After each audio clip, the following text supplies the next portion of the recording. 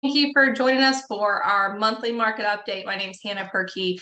I'm CEO of Evelo Team. Joined with me here is Bob Warner, our Vice President and one of our most seasoned agents. So we're going to be bringing you an update of data from October results, and we will jump right in here. So Bob, go ahead and tell me local housing market in Central Indiana for October. What happened?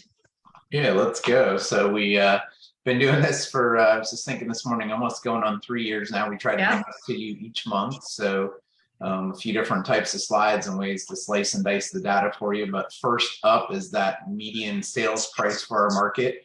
So the month ending October, we were at 279,907, which was basically nothing plus or minus from the prior month, and then that is up 12% over last year, where we were at 250 at this time of year. Next up is the cumulative days on market. So you'll start to see some of the first signs of a changing market here. So that median number of days is up to 13. Last month it was 10, so we're up 30% from there. But probably the biggest change is right here. Last time at this year, we were at 5, so we're up 160% over last year in terms of that median days on market. Next up is the absorption rate, also kind of known as month supply of inventory. So again, if you've been with us before, balanced market, generally considered somewhere between a 5 and 7 month supply of inventory. Going back to early 2020, we've predominantly been operating in a month or less. The last couple of months, we've inched back up over a month. This month, we're at 1.6, which is up about 21% over last year. And again, another big increase from the prior year, where we were up almost 105% from this time last year. And then the last one on this little bit, that's that average list to sales price ratio. So at the peak of our kind of summer selling season, spring summer season, we were up almost at 103%. Now we're down to 98.3. So at this time last year, we were still over 100. So really starting to kind of see some of those subtle shifts in the market coming through. Yeah, and probably more normal to what we've seen maybe 5, 6 years ago. So not a balanced market per se, but shifting back towards that. So I think everyone's knowing and feeling that we're in a shifting market. If you're talking to your neighbors, I've heard people say like, hey, the signs aren't flying off of the house yards as quickly. So what, I know we've changed the metrics a little bit in the past couple months. What are some of those specific metrics you've been following to track the shift, Bob? Yeah, so there's 3 or 4 new slides we started following a couple months back. We've kind of split them up here this time around. First up is that active inventory. We dropped way down below 2,000 back in January of 2021, so almost 2 years ago. Prior to that, as you can kind of see in this long-term chart going back to 2017, we were approaching 9,000. So to go from 9,000 active units to under 2,000, that's a pretty significant change. We have ever been, it kind of depends on when you pull it, right? We've have some more week by week data that shows we've crossed back over 5,000 a couple times, but at least in terms of where we were at the end of October, we were up to 4821, which is up just a tinge over 3% month over month.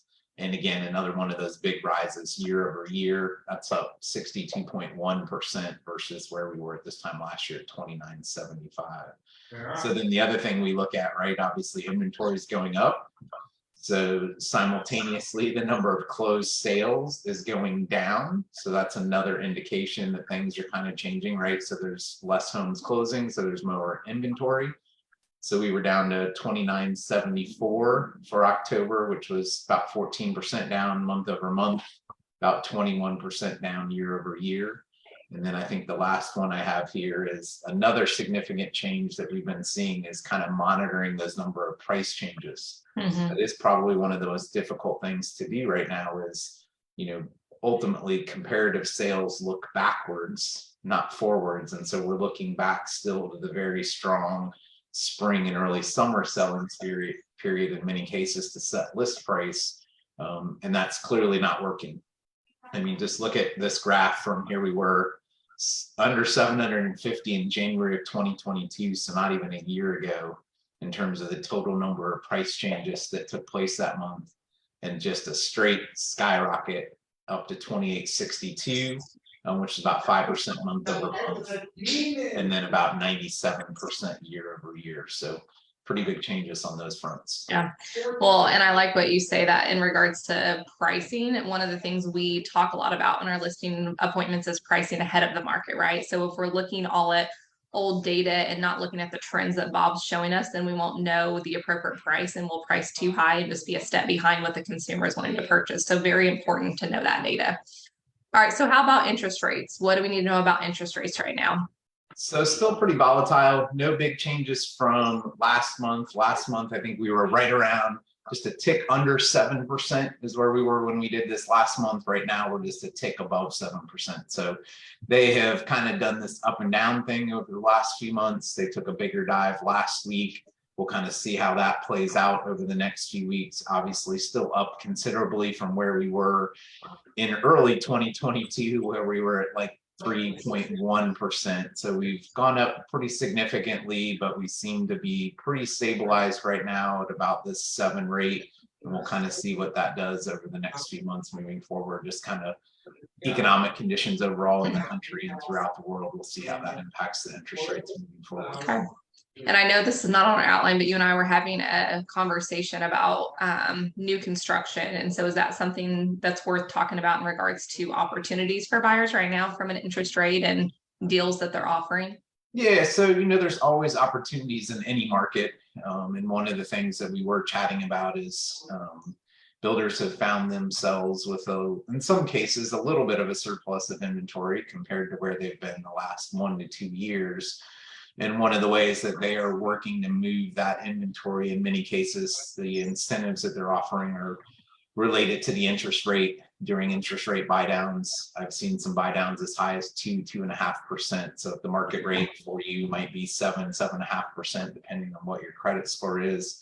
I've seen some buy downs to as low as 4.875, 5.5. So if that's something you've been contemplating, certainly give us a call. We can talk a little bit more about that. It is obviously builder specific, neighborhood specific. There's lots of variables in there, but opportunities worth talking about if you've maybe been on the fence a little bit. Yeah, I always like to touch on, where are the opportunities? Because I think we always have what you might say is good news and bad news, right? But there's always opportunities in a market. So I think that's definitely one we're seeing right now.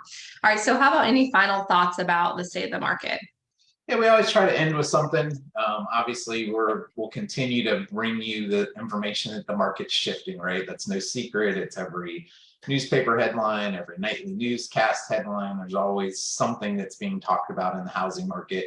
Just keep in mind, right, despite the improvements in the number of homes actively for sale, even what we just went over, listings ultimately still are lagging definitely like the pre-pandemic levels. So if you kind of look at the number of active homes, we kind of saw that on that one chart where in I think it was 17 we had almost 8,000 active listings, and we still haven't gotten up to 5 yet. So if you kind of take the average number of active listings for our local market from 2017 to 2019, we're still trailing that number of active listings by about 52%. So while we're making up ground, there's still some ways to go before it's what would be considered a balanced market. So we're definitely still in a seller's market, but there has been some shifting taking place to make it a little bit more favorable to buyers while still being advantageous to sellers. Yeah, I think it's given everyone a little bit of time to breathe, right? So the time of us transacting with the client, instead of it being within like a 24, 48-hour period, it allows them to have time to think. If you're a seller, to think about what you're receiving as offers, as buyers to think through your options. So I think those are good things for us to look at and how it's shifting, a positive aspect of that. Absolutely. All right. Awesome. Well, thank you, Bob, for prepping. Bob puts lots of time and effort into getting that data together because he's awesome at the data piece. So thank you. We hope that's helpful to you guys. If you have questions, you can reach out to us. Our email address is info@eveloteam.com. And our phone number to reach us at any time is 317-863-9011. So we appreciate you joining today. We hope you have a great day. Make each moment count. Bye-bye. Bye.